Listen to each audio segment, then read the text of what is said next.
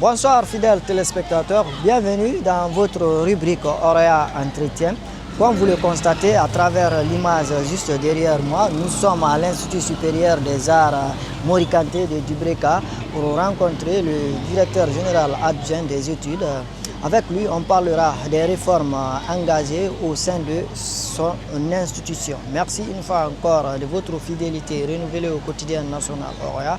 Monsieur le directeur, bonsoir, merci de nous avoir reçus chez vous. Merci beaucoup. Bonjour à vous aussi.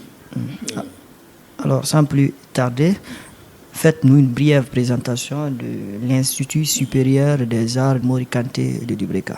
Je vais vous faire un bref aperçu sur l'historique de cette institution. Et le projet de création a eu lieu en 2003, mais le décret de création a eu lieu en 2004. Entre 2004 à nos jours, on a ici formé au moins 20 promotions. Donc, cette institution forme dans le domaine des arts et de la culture. Elle a en son sein, l'institution est composée de 4 départements. Il y a le département de musique et musicologie, le département des arts dramatiques, le département du cinéma et de l'audiovisuel et le département des beaux-arts. Maintenant, ces 4 départements ont en leur sein chacun 2 programmes. Donc, c'est ce que je vais vous décliner. Le département des beaux-arts, par exemple, a ce qu'on appelle le programme art plastique et le programme art appliqué. Au niveau du département des arts dramatiques, on a le programme art dramatique et on a le programme culture. Au niveau du département du cinéma, on a le programme interprétation et on a le programme musique et musicologie. Au niveau du département du cinéma, on a le programme audiovisuel et on a le programme cinéma. Donc voilà les concentrations, les programmes qui sont là au niveau de ces 4 départements qui sont exécutés. Alors, qu'est-ce qui a amené à ça, si vous me permettez? Allez-y. Pendant longtemps, on a formé dans le cadre de l'ancien système, Bac plus 4 ou Bac plus 5. Maintenant, les impératifs, les nécessités d'harmonisation des programmes d'enseignement avec les pays de la sous-région, notamment avec le CAMES, ont poussé les autorités à organiser, à autoriser à ce qu'on revienne à une licence fondamentale de Bac plus 3. Sinon, pendant longtemps, c'était Bac plus 5 ou Bac plus 4. C'était une licence professionnelle. Toujours, nous formons dans le cadre de la licence professionnelle. Toutefois, on a cessé maintenant à limiter, à arrêter le programme pour être conforme avec les réalités des autres pays de la sous-région, notamment le CAMES. Parce que nous voulons migrer et on a migré intégralement vers le CAMES. D'accord. Oui. Alors, dites-nous, quelle est la vision de l'Institut pour la formation des artistes guinéens? La vision de l'institution est d'abord de préserver, de réhabiliter et de valoriser le patrimoine artistique et culturel de la Guinée. Comme vous le savez, qui parle de la culture ou bien des arts en Guinée doit normalement s'adosser sur des réalités géographiques, sur des réalités socio-historiques.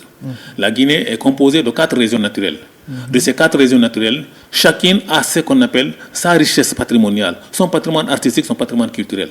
Donc pendant longtemps, se rappelant de ce que la Guinée était au temps du premier régime, au temps de feu président Ahmed Sékou, le premier président de la Guinée, vraiment, nous savons que la Guinée occupe une place de choix dans le domaine des arts et de la culture.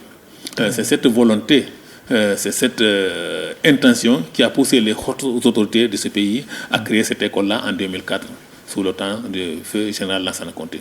Et de 2004 à nos jours, cette école continue à exister. Toutefois, l'école des arts a été initiée par le feu président Ahmed Sékou Touré, d'abord avant celle-là. Dans les 4 premières années de l'indépendance de la Guinée en 1962, une école des arts a été créée à Bellevue. Mais elle n'a pas longtemps duré, après elle fut fermée. Il a fallu attendre 2004 pour que cette école naisse, pour que cette école puisse voir le jour. De 2004 à nos jours, je crois que cette école est en train de progresser et elle est pertinente. Ce qu'elle donne comme enseignement, c'est reconnu. C'est répondu, monsieur le directeur général adjoint des études. La troisième question, comment se compose le corps professoral? Et recrutez-vous des artistes professionnels aussi? Merci beaucoup. J'ai sous les yeux ce qu'on appelle le règlement des études. Le règlement des études de licence, c'est les textes sur lesquels nous fonctionnons. Il y a les décrets et il y a les arrêtés. Donc nous ne faisons rien au hasard, nous nous référons, nous nous conformons scrupuleusement à ce que les textes recommandent. Par rapport aux enseignements, par rapport aux ressources ici, on a les cadres qui sont engagés par l'État. Ce sont des fonctionnaires de l'État, qu'on appelle communément les enseignants titulaires, les professeurs titulaires. À part ça, l'État nous autorise, notre département de tutelle nous autorise à faire venir des ressources externes par rapport à certaines compétences qui sont un peu, délicates. C'est pourquoi nous organisons des missions d'enseignement et il y a une catégorie de corporateurs qu'on appelle des vacataires qui viennent donner des formations spécifiques. Donc les 3 catégories d'enseignants, ce sont celles-là. On a les fonctionnaires titulaires, les enseignants titulaires qui ont été engagés et recrutés par l'État, mutés ici. On a les vacataires et ensuite on a ce qu'on appelle les partenaires étrangers. On a des experts russes, ukrainiens, cubains et autres qui sont là, ivoiriens, qui sont en train de nous aider par rapport à l'exécution des enseignements. Très bien. Alors, monsieur le directeur, on va parler d'infrastructures au sein de l'Institut. Dites-nous, l'Institut dispose-t-il des équipements nécessaires, genre studio, salle de spectacle et autres ateliers? Merci beaucoup. Comme vous le voyez, grâce à l'aide, à la vision de nos autorités actuelles, l'école est en train de progresser. Moi, j'ai enseigné dans cette école au moins près de 20 ans maintenant, 18 ans passés. Je sais quand je venais ici, je connais comment était l'état de cette école. Quand je compare l'état actuel de cette école aujourd'hui, je sais qu'il y a vraiment du progrès. Une nette transformation, une nette amélioration a eu lieu grâce à nos hautes autorités.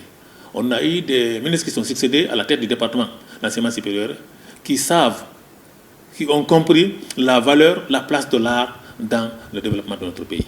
Et heureusement, on a eu un jeune président qui a été élu, qui, avec le programme Simandou 2040, a mis l'éducation et la culture au deuxième rang, comme deuxième pilier. Justement. Donc, je vais faire un peu de littérature. Souvent, on dit l'or finit, le manganèse finit, le diamant peut finir, tout peut s'épuiser, la bauxite peut finir. Ce qui ne finit pas, c'est le patrimoine culturel, c'est le patrimoine artistique. Et souvent, on a rappelé ça, il faut préserver le patrimoine culturel de notre pays, il faut le réhabiliter et il faut le valoriser. C'est dans ce cadre que cette école a toute sa raison d'être, a toute sa pertinence, vu que la Guinée a occupé une place de choix pendant des décennies dans le monde des arts et de la culture du monde entier. Voilà ce qui est bien dit, monsieur le directeur général adjoint des études. On va continuer cet entretien. À présent, on va se tourner vers les défis. Quelles sont les principales difficultés que rencontre aujourd'hui l'ISAM de Dubreka? Dans toute activité professionnelle, il y a toujours des difficultés. Mais croyez-moi, avec nos hautes autorités d'aujourd'hui, beaucoup de difficultés ont été relevées. Je me rappelle, les premiers étudiants qui venaient ici pour les 2 camps, que j'ai été mis ici, quand j'enseignais ici, il y a certains qui prenaient place, qui s'asseyaient sur des briques. Quand vous avez vécu ce temps-là et vous comparez au temps d'aujourd'hui, vous trouverez qu'il y a une nette amélioration. Pendant longtemps, les équipements n'étaient pas conformes, n'étaient pas adaptés aux réalités des arts et de la culture. Tout ça maintenant, c'est fini. Maintenant, ce sont les intervenants eux-mêmes qui disent nous avons besoin de tel type d'équipement, nous avons besoin de tel type d'infrastructure pour pouvoir vraiment enseigner et procéder à des recherches dans le domaine des arts et de la culture. Ce qui fait que maintenant, les équipements sont adaptés à la recherche et à l'enseignement des arts et de la culture. Toutefois, ce n'est jamais assez, ce n'est jamais complet, mais croyez-moi, il y a une nette amélioration avec les autorités actuelles, surtout avec notre jeune président qui a mis vraiment dans sa vision, dans ses préoccupations, l'éducation et la culture. Bien, monsieur le directeur général adjoint des études, il nous reste quelques minutes avant de clôturer cet entretien. Mais avant, on va parler des perspectives également. Quel projet de partenariat avez-vous aujourd'hui pour développer l'Institut dans les 3 prochaines années? Merci beaucoup. Malheureusement, la chargée des relations extérieures n'est pas là. Sinon, on a signé beaucoup de partenariats. Avec la Côte d'Ivoire, on en a signé. Avec le Burkina Faso, il y a eu des partenariats qui ont été signés, des conventions et des partenariats. Avec le Maroc, il y a des partenariats. Chaque année, rappelez-vous, cette école participe aux différents festivals, aux différentes organisations artistiques et culturelles qui sont exécutées de part et d'autre, un peu partout dans le monde. Donc, dans l'avenir, ce qu'on compte, comme je vous ai dit à l'entame, c'est de revaloriser le patrimoine culturel de la Guinée. C'est de chercher à rendre à la Guinée la place qu'elle occupait, la place d'antan qu'elle occupait dans le monde des arts et de la culture. C'est de se référer, c'est toujours de penser au festival d'Alger, au festival de la Havane, au festival de New York, pour redonner la Guinée la place qu'elle avait avant. Et ensuite, faire du monde des arts et de la culture vraiment une mine d'or, une richesse. L'art et la culture, si c'est bien exploité, si c'est bien entrepris, ça produit de la richesse. Comme je vous ai dit tantôt, rappelez-vous, vous êtes jeune, mais vous avez entendu parler, les gens en parlent. Pendant longtemps, les ballets africains contribuaient même à des fois dans le paiement des salaires des fonctionnaires en Guinée, compte tenu de la place que ces ballets-là occupaient. Ensuite, l'art et la culture dans ce pays-là a aidé à résoudre des conflits. Vous avez entendu parler du conflit entre la Haute-Volta et le Mali. La Haute-Volta, actuelle Burkina Faso, et le Mali, qui était appelé en ce moment-là le Soudan, au temps de Moussa Traoré et du feu général Zangoulou Lamine Sana. Il a fallu un seul ton d'un griot, d'un grand griot de talent, là sur le Kandia Kouyaté, pour vraiment aplanir ce différend et régler ce conflit-là dans l'immédiat. Tout ça là, ce sont des acquis, tout ça, ce sont des mémoires vraiment très honorifiques, très glorifiantes, auxquelles la Guinée doit penser et essayer de reprendre sa place dans le monde des arts et de la culture. J'avais tout à l'heure parlé des ballets africains. Est-ce qu'aujourd'hui il y a un lien entre l'Institut et les ballets africains? Oui, il y a bel et bien un lien. Ils viennent, ils effectuent ici des missions, ils organisent à des fois des masterclass. Croyez-moi, cette école que vous voyez ainsi là, elle intéresse pratiquement tout le monde. Combien de chancelleries se succèdent au niveau de cette école? L'ambassade de France, l'ambassade de la Fédération de Russie, l'ambassade d'Allemagne, les différentes institutions internationales. Croyez-moi, cette école intéresse pratiquement tout le monde. Il faut seulement un accompagnement pour que cette école essaye vraiment de redorer le blason de notre pays dans le domaine des arts et de la culture. Bien, on voit beaucoup d'artistes émerger à travers le plan national. On ne va pas citer le nom d'un artiste, mais qui n'ont pas fréquenté cette école, on va dire comme ça. Est-ce qu'aujourd'hui, ces artistes, qu'est-ce que vous faites pour créer un lien entre vous et ces artistes, pour peut-être leur procurer certaines... Merci beaucoup, merci beaucoup. Ce qui différencie les artistes qui évoluent dans le tas de ceux sortant de l'Institut des arts Morkandé du Breka, c'est la méthode, c'est la méthodologie. Rappelez-vous, ici, c'est une institution d'enseignement supérieur, en quelque sorte une université. Nous appliquons une méthodologie scientifique dans la réalisation des œuvres d'art. Regardez ces documents que vous voyez devant vous. Ça, ce sont les programmes d'enseignement. Ces documents volumineux-là, ça, c'était les premiers programmes. Quand on appliquait ce qu'on appelle une licence professionnelle de bac plus 4. Après, comme je vous ai dit, pour une mesure, pour une réalité de conformité, de cohérence, de correspondance, on a voulu migrer vers le CAMES. Le CAMES nous a demandé humblement de tout faire pour mettre en place des programmes qui exécutent des enseignements dans le domaine des arts avec un régime de bac plus 3. Et c'est ce que nous sommes en train actuellement d'appliquer. Donc le régime pédagogique actuellement est le bac plus 3, c'est-à-dire que l'année est subdivisée en 6 semestres.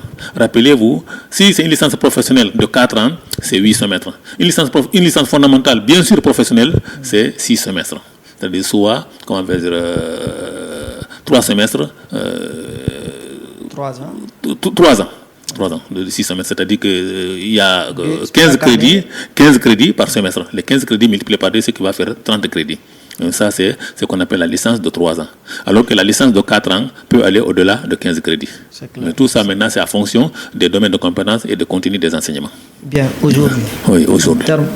De façon générale, l'ISAMC est en manque de quoi? Comme je vous ai dit tantôt, tout n'est pas au complet. Mais je ne peux pas aussi tout peindre en noir. Il y a eu beaucoup de progrès. J'en viens. Il y a tellement de projets, comme je vous ai dit tantôt. Notre ministre de tutelle, actuellement, en l'occurrence, Dr Diaka Sidibé, a beaucoup fait. Comme je vous ai dit tantôt, avant, quand certains n'avaient pas cours ici, ils patientaient sous les manguiers. Et des fois, certains s'asseyaient sous les manguiers ou bien dans les cafés. Mais aujourd'hui, il y a une salle des professeurs, il y a une salle de réunion, il y a une salle de projection, il y a des salles de classe sur hauteur, il y a des studios, il y a une bibliothèque très bien aménagée. Mais c'est jamais l'excès du bien, c'est pas un mal. Nous demandons toujours encore d'être accompagnés en termes d'infrastructures et en termes d'équipements adéquats. Sinon, croyez-moi, cette école dans les années 2006, 2007, 2008 et cette école aujourd'hui, 2026, demandez à qui vous voulez, c'est nettement différent. C'est complètement différent. Ça, c'est sur le plan infrastructure. Oui. Logistique, le transport des étudiants, est-ce que c'est bien assuré? Le transport des étudiants, comme vous le savez, je ne suis pas en train de faire de la politique. Moi, je suis scientifique, je ne suis pas politicien. Mais on a initié, le plan de la République a initié l'acquisition des bus de transport pour les étudiants. Ces bus-là font la rotation, ils font la ronde. Ils quittent la ville, ils viennent à Dibreka, ils quittent Dibreka, ils rentrent à Conakry et ensuite ils vont au niveau des villes de Grand Conakry. Donc c'est cette desserte-là que nos étudiants empruntent pour venir rejoindre les salles de classe et les amphithéâtres. Bien. Monsieur le directeur, général adjoint, avant de clôturer cet entretien, peut-être vous avez un dernier message à l'endroit des étudiants, des autorités, voilà, et les artistes aussi. Allez-y. Merci beaucoup. Ce que j'ai à dire à nos étudiants, tout ce que vous apprenez bien.